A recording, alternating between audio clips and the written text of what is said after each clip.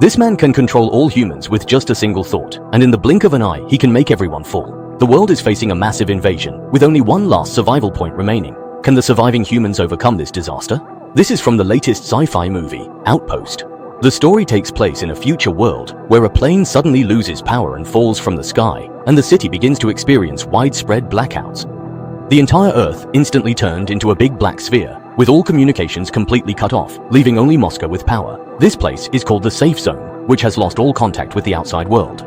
Facing the crisis that has emerged for all of humanity, the Safe Zone established an outpost, and the protagonist Hank is one of the soldiers there.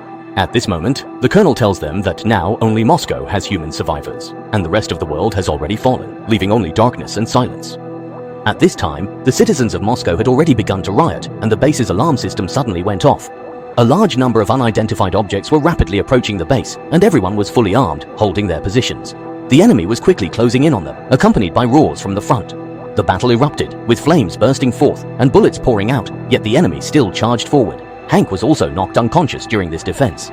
The next day, when Hank woke up, he learned that they had been attacked by large black bears. The base suffered heavy casualties, and the area outside the firewall was piled with large black bears. To uncover the truth, the lieutenant colonel decided to use the abilities of Jack, a superhuman who could receive signals that ordinary people could not. That day, an alien named Yuri found him. Just then, Zhong Xiaogang arrived, and Yuri demonstrated his superpowers, telling the lieutenant colonel that he meant no harm and was there to help humanity. He explained the entire sequence of events to the lieutenant colonel. It turns out that 200,000 years ago, their race was forced to migrate to another planet due to resource depletion. They came to Earth, but at that time, Earth's environment was not suitable for them to live in, so they created humans to transform the Earth. Throughout the long history, humans have drastically changed the Earth, perfectly transforming it into a place suitable for their survival. Now they have come back to reclaim Earth, with their giant immigrant spaceship having traveled for 200,000 years. They will arrive tomorrow, and there are millions more like them about to arrive. They will begin their attack in 3 waves.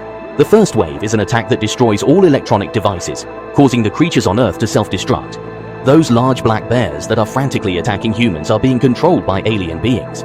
By the third wave, humans will turn on each other, until all of humanity self-destructs. Currently, over 8 billion people have died outside the safe zones. Only 160 million people remain, and they are being controlled by another alien named Odin. Odin is attempting to wipe out all of humanity, and the people outside the safe zones are no different from zombies now. Soon, these 160 million zombies will flood into the safe zones, destroying everything. Meanwhile, Hank has also begun a reconnaissance mission with his troops, and the city now looks like the end of the world. What kind of force could have destroyed the city to this extent? Hank used a psychic to locate Odin's position, and the colonel agreed to cooperate with Hank. Fully armed, they left the base with Hank, ready to kill the alien Odin. They had just left the base when it was attacked by missiles controlled by Odin. Countless missiles rained down, and the base was instantly leveled. The team entering the quarantine zone joined up with Hank's reconnaissance squad, but on the way to find Odin, they were blocked by a human wall controlled by Odin. These controlled people went crazy like zombies and started attacking everyone. With no other choice, they had to fight their way through. Amidst a hail of bullets and a sea of blood, they drove an armored vehicle straight into the building where Odin was located, leaving one person below to block Hank, Yuri, and a few soldiers who went to the rooftop to find the controller, Odin. But to their surprise, Odin and Yuri looked exactly the same, and they seemed to have a past conflict. They started fighting immediately upon meeting, with their combat abilities being almost equal. At this moment, a huge explosion sounded from downstairs. In the instant of distraction, Yuri took the opportunity to knock Odin down.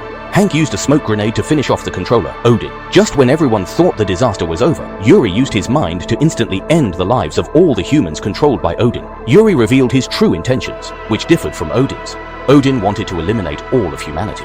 Yuri's goal was to control the human population, but ultimately to enslave the remaining humans. Both had objectives rooted in the perspective of their own race. In Yuri's eyes, it was all about numbers. Humans were still like ants. Enraged, they launched an attack on Yuri. Hank fired a shot at Yuri, but he was unharmed and even transformed into the appearance of Hank's father. In the confusion, one of them finally recognized the real Yuri and with a sprint tackled him off the rooftop.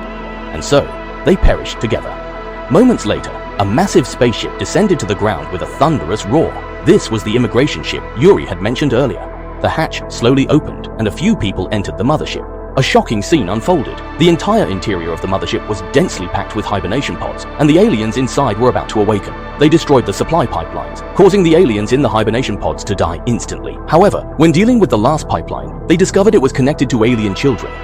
A ridiculous scene finally unfolded. Possessed by a sense of compassion, a few people stopped, and all the hibernation pods filled with alien children automatically opened. One by one, the alien children emerged from the pods. Seeing the group of alien kids before them, they laid down their weapons, and the film ended there. The special effects in this film were indeed impressive, but the ending was somewhat melodramatic. They could have ended it by eliminating all the aliens, as just one alien had killed billions of people, yet they suddenly became overwhelmed with mercy. 1,000 words are omitted here.